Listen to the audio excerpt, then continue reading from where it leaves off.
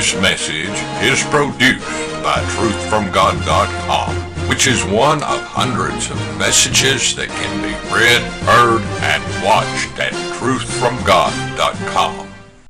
What time is it? Published in the Battle Axe, issue 121, September 1978. It was the best of times. It was the worst of times. It was the age of wisdom. It was the age of foolishness. It was the epoch of belief. It was the epoch of incredulity. It was the season of light. And it was the season of darkness. It was the spring of hope. It was the winter of despair. We had everything before us. We had nothing before us. With these words, Charles Dickens begins A Tale of Two Cities. Even though this was written about an age 200 years ago, it perfectly describes the situation facing our nation today.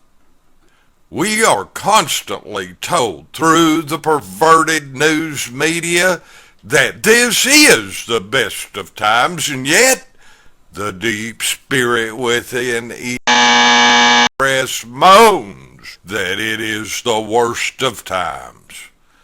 Is this truly the age of wisdom when America stumbles from one blunder to another, so that there will never be another war when our fellow countrymen cross the ocean and turn their ancestral homelands into fields of death and desolation? As if this was not enough, in less than 3 decades, our country was propagandized into a mass mania for a return trip. In order to make the world safe for democracy, America joined hands with a communist Russia and killed our European kinsmen, leaving over half their land under the rule of slavish communism. America then withdrew support from a friendly government in free China so that communism could have free reign there as well. Next fell Korea, and eventually all of Asia. In hopes of destroying all opposition at home, the alien powers which control our government injected us into one no-win war after another. Eventually the people accepted the American foreign policy of Asian abandonment. It was this same alien-controlled government that aided, financed, and brought to power Castro in Cuba. And the world has felt the repercussions of that quake from South America to South Africa. Not only has the alien-controlled government caused America to pursue a program of destroying nations abroad, but also within our own land. This monster has sought to destroy all and those who seek its salvation. These aliens' first plan of attack was to capture the money of our land. This was attempted at the very beginning of American independence, but their plans were delayed when Andrew Jackson took office and dissolved the National Bank. Up until the time of the Civil War, the federal government rested in the hands of a noble breed of men from the South. These Southerners could not be bribed and blinded by money. Patriotism prefaced personal profit. So the money merchants split the nation with a hellish civil war. By disenfranchising the South, money was enthroned, and numerous laws were passed changing the republic into a plutocracy. In less than 4 decades, the new Caesar finance received the power of perpetual reign with the passage of the fraudulent Federal Reserve Act. Congress thereby abdicated its constitutional right of coining money, gave free license to a group of privileged profiteering international bankers. No, the Federal Reserve, like the Federal Tire and Battery Company, is not a part of the government, but is owned by its privately held member banks. These bankers lost no time enforcing laws which would bring them all the gold and silver in the land, and in exchange they gave the citizens little paper notes, knowing full well that these notes would never have to be paid. If there is any doubt as to the truth of this statement, then look at the paper money you now carry. Across the top of each bill is imprinted Federal Reserve Note. Webster defines a note as a written or printed paper acknowledging a debt and promising payment, as a promissory note, a bank note, a treasury note. Take one of your notes to any bank or even to the Federal Reserve and demand payment. They will refuse to redeem them and will only offer you more of their little non-redeemable note. At no time in the annals of history have a people been so duped as to exchange their wealth, gold and silver, for a bunch of non-redeemable paper notes. With their newfound riches, these aliens use their banks and the power of finance to capture control of every industry in America. This monetary chicanery was given the popular name of capital.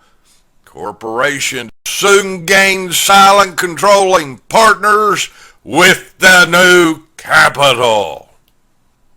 Fearful that men and women would wake up to this fraud, the aliens bought up the news media and began a program of propaganda so perverted that the populace was robbed not only of its earnings, but also of all logical thinking. The people became so hypnotized by words that they never gave thought to their illogical combination. How can war be ended by a war? How can the world be made safe for democracy by allying with dictatorial communism?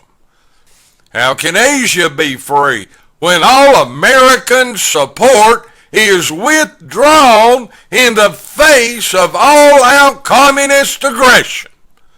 How can there be democracy in the Middle East when America supports those who refuse to give majority rule to the Palestinians? And yet, how can our nation boycott the governments in Rhodesia and South Africa for doing what are doing in the Middle East? How can inflation be stopped at home as long as no ceiling is placed upon the bankers' interest rates? How can America have a sound energy policy as long as these same money trusts control both the oil and coal industry?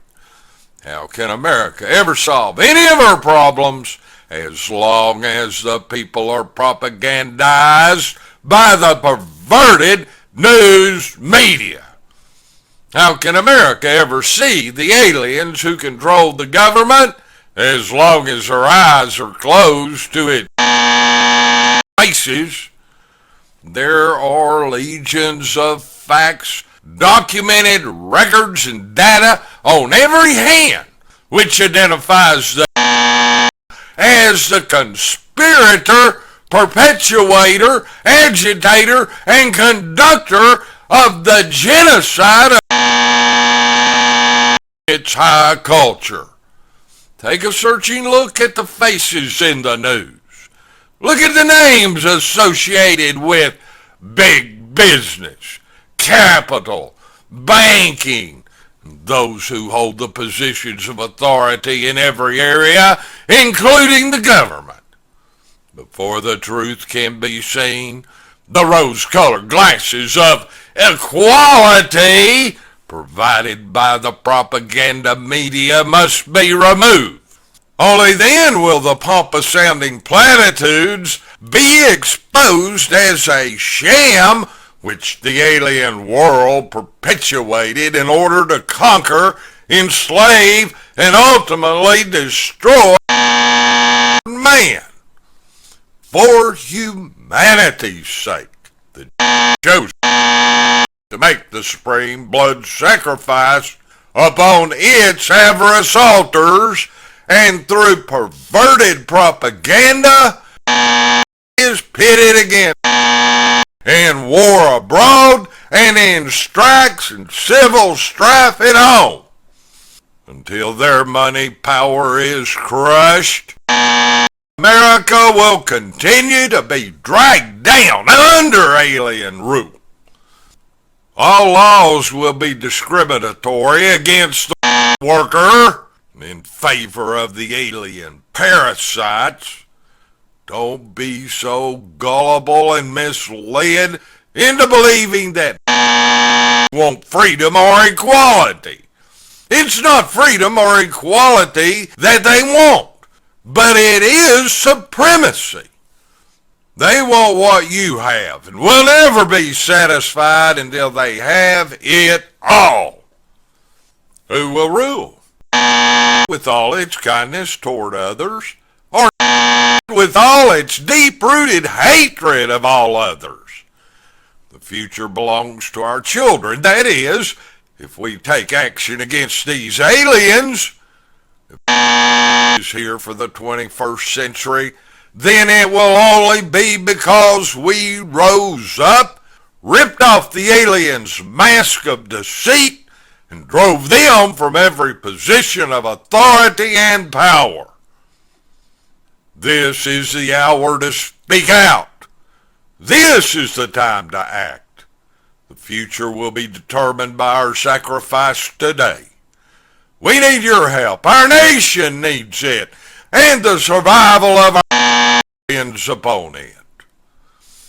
Is this the impossible dream? I challenge any of you to dream this impossible dream. To fight the unbeatable foe. To bear the unbearable sorrow. To run where the brave dare not go. To right the unrightable wrong. To love, pure and chaste from afar. To try when your arms are too weary to reach the unreachable star. This is my quest. To follow that star no matter how far. To fight for the right without question or pause. To be willing to march into hell for this heavenly cause.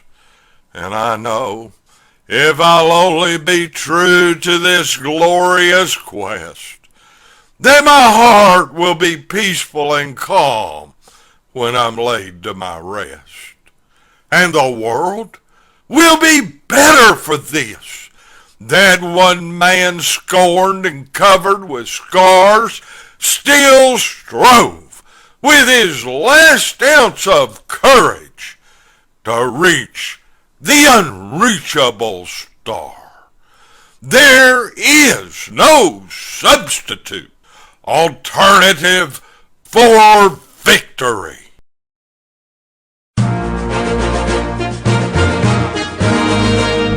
This message is produced by truthfromgod.com, which is one of hundreds of messages that can be read, heard, and watched at truthfromgod.com.